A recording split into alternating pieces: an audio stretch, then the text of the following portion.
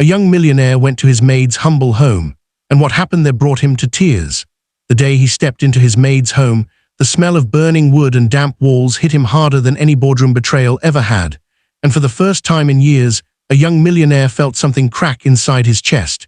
If you believe in kindness, second chances, and the unseen struggles behind people's smiles, take a moment to like, comment, share, and subscribe. Because this story might change the way you see the world forever. Arman Qureshi had everything that most people spent their entire lives chasing. At just 28, he owned a successful chain of tech companies, drove luxury cars that turned heads on every street, and lived in a glass mansion that overlooked the city's skyline.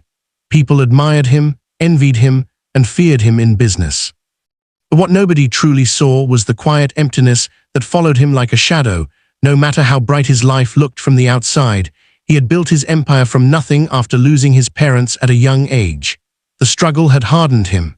Every deal, every sleepless night, every betrayal had shaped him into someone who trusted numbers more than people. Emotions had become a weakness he could no longer afford.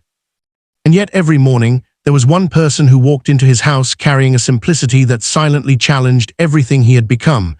Her name was Shazia. She was his maid, a woman in her early 40s with tired eyes but a strangely peaceful face. She never spoke much, never complained, and never asked for anything. She would quietly clean the house, cook his meals, and leave before sunset. But there was something about her. Something calm, something unshaken, as if life had tested her far more than him, yet she had chosen kindness instead of bitterness. One evening, Arman noticed something unusual. Shazia seemed weaker than usual. Her hands trembled slightly while placing his dinner on the table. He asked her if she was all right, but she simply smiled and nodded, brushing it off as nothing. But something in that moment stayed with him. The next day she didn't come. At first, Arman didn't think much of it. People had lives, problems, excuses. But when she didn't show up the second day either, a strange unease settled in his mind. He realized he didn't even know where she lived. That thought disturbed him more than he expected. For years she had been part of his daily life, and yet she remained a stranger. On the third day, he asked his driver to find her address from the agency that had hired her. It took some effort, but eventually they found it. What he didn't expect was where it would lead him. The car stopped in a narrow street far from the polished parts of the city. The roads were broken, the air carried a mix of dust and smoke, and small houses stood close to each other like they were holding on to survival together. This was a world Arman had long forgotten or perhaps chosen to ignore. He stepped out of his expensive car, his polished shoes touching the uneven ground, and walked toward a small, crumbling house at the end of the street. He knocked.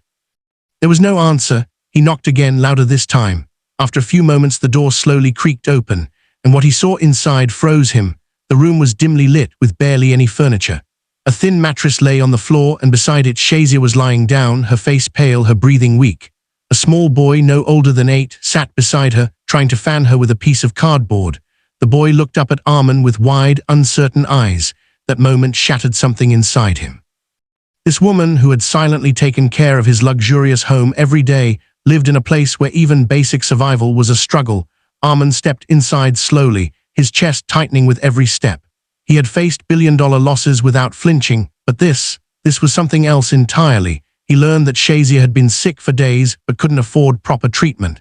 She had chosen to keep working until her body simply gave up. The boy was her son. There was no husband. No family support, just survival day by day. For the first time in years, Arman didn't know what to say. He just stood there, looking at the woman who had served him tea with a smile every morning, while hiding a life full of pain. Something inside him broke quietly, deeply. Without thinking, he picked up his phone and called for immediate medical help.